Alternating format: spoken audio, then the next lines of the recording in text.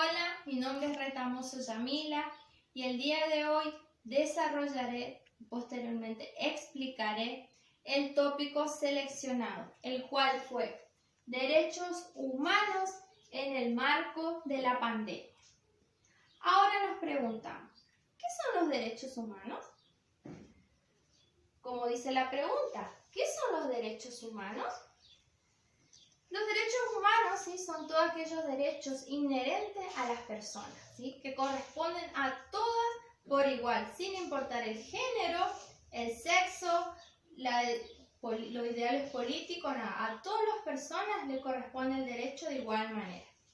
Estos derechos fueron sancionados en el año 1948 por la ONU en París, Francia. Los mismos son de carácter inalienibles y imprescindibles. Cuando mencionamos de carácter inalienibles, son aquellos derechos que llevan una relación, que se relacionan entre derechos individuales y sociales. Por ejemplo, el derecho a la libre expresión, a la libertad de pensamiento y demás. Cuando decimos derechos imprescindibles, lo que queremos decir es que esos derechos nos corresponden a todos. No lo podemos renunciar en ningún caso, ¿sí? Estos derechos suelen clasificarse en 3 generaciones, como observarán. Tenemos primera generación, segunda generación y tercera generación.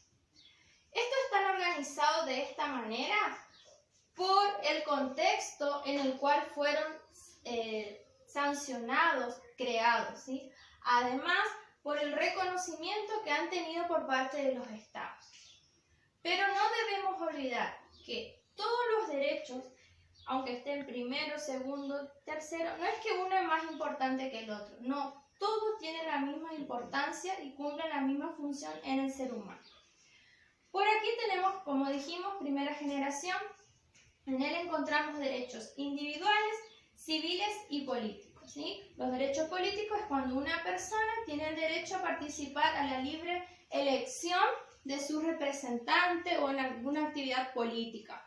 Cuando decimos derechos civiles, es aquellas personas, todos tenemos derechos, ¿sí?, civiles estando dentro de una comunidad. Por ejemplo, el derecho a una propiedad privada, ¿sí?, derecho individual. Y derechos individuales es que el derecho corresponde a cada persona de manera individual. Luego tenemos segunda generación, en ella encontramos derechos económicos, sociales y culturales. Derechos económicos son todos aquellos bienes que tenemos, los cuales nos pueden permitir acceder a una vivienda, a la alimentación, a la vestimenta adecuada, ¿sí? Luego tenemos derechos sociales, ¿sí?, es aquellos que nos dan el bienestar, ¿sí?, a todos los seres humanos a poder participar dentro de una sociedad. Por ejemplo, el derecho a recibir la atención médica adecuada, el trabajo, ¿sí?, la jornada laboral limitada, también, por ejemplo. Y luego tenemos derechos culturales. Eso nos permite a poder acceder, ¿sí?, a la cultura de una comunidad o de una sociedad. En ello podemos encontrar los derechos a una educación, a participar de ella y demás. Por último, tenemos la tercera generación. En ella encontramos derechos de género y de derechos de las minorías étnicas. Derecho de género, en él podemos decir que que el hombre y la mujer tienen los mismos derechos, sin importar su género. Y derecho de minorías étnicas es que las minorías étnicas son aquellos grupos, aquellas comunidades que se encuentran dentro de una sociedad, en minoría. Por ejemplo, la comunidad gitana, la comunidad aborigen, la comunidad judía, ellos tienen otra cultura. Por tal motivo, tienen también sus derechos, a los cuales hay que respetar, ¿sí? Eso está marcado en lo que son los derechos humanos. Ahora nos preguntamos, ¿los derechos humanos en el marco de esta pandemia han sido respetados? Debemos recordar, ¿sí?, que la pandemia, ¿sí?, es este es un virus, ¿sí? Una pandemia es a causa de un virus denominado COVID-19. Este ha afectado en diversos ámbitos de la sociedad. Por ejemplo, en el ámbito educativo. Lo que ha sucedido en el ámbito educativo es que, debido a esta pandemia, los establecimientos educativos debieron suspender y prohibir las clases presenciales. Esta relación que se daba entre docente, alumno y el resto del personal se vio afectada, ¿sí? Obligando, ¿sí? Brindando de manera obligada lo que es dar clases a distancia, ¿sí? Las escuelas y demás debieron dictar clases a distancia. Estas clases fueron dictadas en la mayoría de los casos por diversas plataformas. Estas plataformas han sido Meet, Zoom o también por WhatsApp y demás, ¿sí? Pero ahora nos preguntamos, esos niños, ¿sí? Esas personas, esos sujetos, ¿han podido acceder a las clases? ¿Han contado con los dispositivos adecuados para acceder a esas clases? Debemos decir que, y pensando, viendo el contexto, vemos que no, porque hay niños que sí pudieron acceder, en cambio hay otros que no contaban con los dispositivos, no contaban con internet, o contaban con un celular para varios hermanitos, un celular en la familia, lo cual dificultaba la conectividad. De esa manera, viendo lo que fue sucediendo, que hay chicos que pudieron aprender, hay niños que no, vemos la gran desigualdad educativa existente en el país. Si bien muchas provincias, ¿sí? Brindaron diversos contenidos pedagógicos y demás para poder achicar esa desigualdad educativa, no lo han podido lograr. Y es tanto que esa gran desigualdad educativa no se pudo minimizar, ¿sí? Hasta el día de hoy existe. Y como dice en TN, en la noticia de TN, se ha producido una gran brecha digital, porque allí dice que 1 de cada 5 alumnos pudieron acceder a conectividad. Y ahí vemos la gran diferencia social que existe en nuestro país.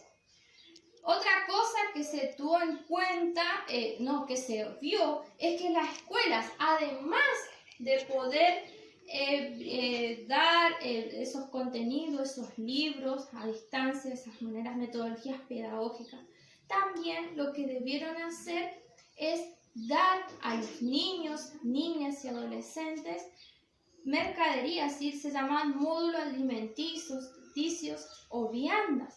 De esa manera se pudo garantizar, ¿sí? El alimento en los niños. Ellos pudieron garantizar su alimentación, una alimentación adecuada. Que en una noticia también de TN menciona que hay docentes que trabajan en zonas rurales. Esos niños que no podían ir a kilómetros de su casa a poder buscar un plato de comida, los docentes se encargaban de ir a sus casas y llevar lo que eran las actividades impresas y los módulos alimenticios. De esa manera también podían continuar con lo que es el aprendizaje y la seguridad, la continuidad educativa de sus alumnos. Al ver esto, que hay niños que pudieron aprender y otros no, y ver la desigualdad, podemos ver que no se pudo garantizar lo que es la educación en nuestro país y el acceso a una educación de igual manera para todos. No se pudo cumplir.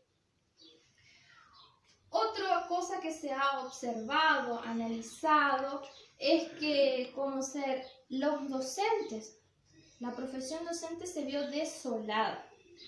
¿Por qué digo esto? Porque ellos no tuvieron apoyo del ministerio para poder dictar esas clases. Ellos tenían que poner de sus bolsillos, poner sus tecnologías para poder entablar una relación con sus alumnos. Y en ese sentido también se vio que el derecho del docente, ¿sí? a estar en un trabajo adecuado, ¿sí? para ellos, no se pudo también garantizar en este sentido. Otro ámbito también que se vio afectado es el ámbito de salud, porque los hospitales, al ver muchas personas infectadas, han colapsado. Por más que el ministerio decía que garantizaba el acceso a la atención médica adecuada, ¿sí? Y al dictar lo que era el aislamiento, decía que los hospitales, ¿sí?, contaban con todos los recursos para poder afrontar esta situación. Pero nos demos cuenta de que no, porque hay personas que lo atendieron como ser en los pasillos, también estaban internados en los pasillos. Incluso estos médicos, en la noticia de TN, protestaron para poder recibir lo que es una jornada laboral, como decía, limitada, y un salario adecuado, ya que ellos debían trabajar día y noche atendiendo a sus pacientes. De esa manera se pudo ver también que esos derechos no se han respetado. Otra cosa que también hemos observado con referido a los derechos es que hay personas que trabajaban, pero debido a la pandemia no pudieron seguir trabajando, por lo cual derivó a que muchos queden sin trabajo. Quizás algunos volvieron, pero otros no. Al quedarse sin trabajo, ¿qué pasó? Perdieron sus casas, ya que muchos alquilan la casa.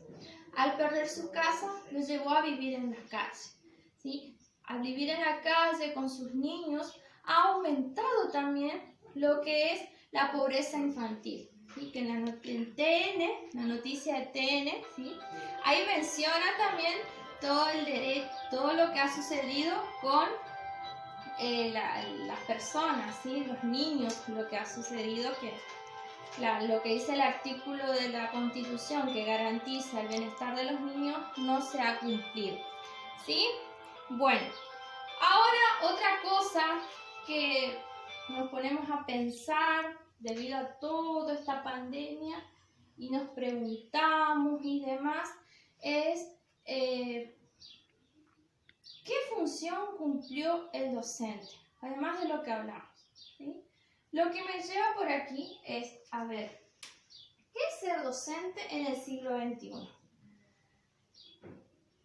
Todos sabemos que la docencia, ¿sí?, la docencia es una carrera, una profesión muy hermosa, ¿sí?, la cual llena de mucho entusiasmo, ¿sí?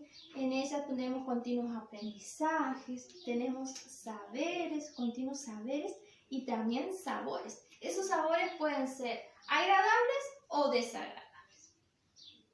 Otra cosa que el ser docente del siglo XXI es que es transformador. Y el docente del siglo XXI es transformador. Como menciona Paulo Freire, transforma dificultades en posibilidades. Lo que me lleva a continuar hablando de la pandemia es que tal vez muchos docentes vieron la pandemia como una dificultad, ¿sí?, que no podían enseñar a sus alumnos, ¿sí? Pero ¿qué pasó? Ellos debieron buscar recursos, un docente debe buscar recursos, idearse, ¿sí?, motivarse, ¿sí?, llevando a lo que es la dificultad en posibilidad, ¿sí?, viendo la manera de que sus niños puedan aprender, y lo han logrado, porque hay muchos niños que han logrado, ¿sí?, tal vez en menos cantidad, como se habló anteriormente, pero hay niños que sí pudieron aprender, ¿sí?, aunque tuvieron dificultades. También un docente es, cuando empezamos a estudiar la carrera, ¿sí?, muchos nos dicen que la docencia es cansador, debes tener mucha paciencia y mucha vocación. Al hablar de vocación, me gustaría citar a Alejandra Morzán. Ella dice que vocación no es algo innato, sino que se va adquiriendo a lo largo de la vida. Por diversas circunstancias, ¿sí?, hacen que aprendamos de eso y podemos construir nuestra vocación. Hay personas que adquieren la vocación mientras estudian, otras finalizando la carrera y otros cuando ya están ejerciendo lo que es la docencia. Debemos saber también que Alejandra Morzán dice que la docencia es como un trabajo, ¿sí? ¿Por qué como un trabajo? Porque él, mediante esto, la profesión, ¿sí?, docente, ¿qué hace? Adquiere una remuneración justa, ¿sí?, adquiere un pago, si bien por ahí no es justa, adquiere un pago, tiene derecho a participar de un sindicato, de una obra social, similar a un trabajador. También menciona que al trabajador trata de superar lo que es el apostolado. El apostolado es algo hermoso también, porque se dio en los inicios de la educación argentina, ya cuando inició todo, porque el docente comenzó siendo un apostolado. Iba casa por casa llevando la palabra educativa e incentivando a sus alumnos a que puedan ingresar a lo que es el hermoso mundo del aprendizaje, de la enseñanza. Y más que nada, dice Alejandra Morzán, que la docencia es una profesión, ¿sí?, lo cual es una hermosa profesión que los vamos adquiriendo. Y uno como docente debemos incentivar a nuestros alumnos que luchen lo que es por sus derechos, ¿sí?, que no se dejen minimizar por unas personas que se creen superiores a ellos, ¿sí? Deben seguir adelante y superarse, ya que un docente en el aula no es que únicamente intercambia o entabla conocimientos, que va y emancipa conocimiento. No, un docente en el aula, ¿qué pasa? Interactúa, ¿sí?, diversas culturas, comprende, como decían que hoy en día un docente es como un asistente social, es una segunda mamá y demás, ¿sí? La docencia es algo hermoso, ¿sí?, ya que pasa de lo privado, lo que es el aula, a lo público, a lo social, lo que debe incentivar a sus alumnos, ¿sí? Bueno, más que nada, esto es mi final, mi presentación sobre los derechos. Hemos visto que hay derechos que se respetaron y hay otros que no. Más que nada en lo que se refiere a lo económico, la gran desigualdad que hubo en la economía, creció la pobreza, en lo social, ¿sí?, y en lo cultural, donde se vio la gran desigualdad educativa, ¿sí? Más que nada, muchas gracias.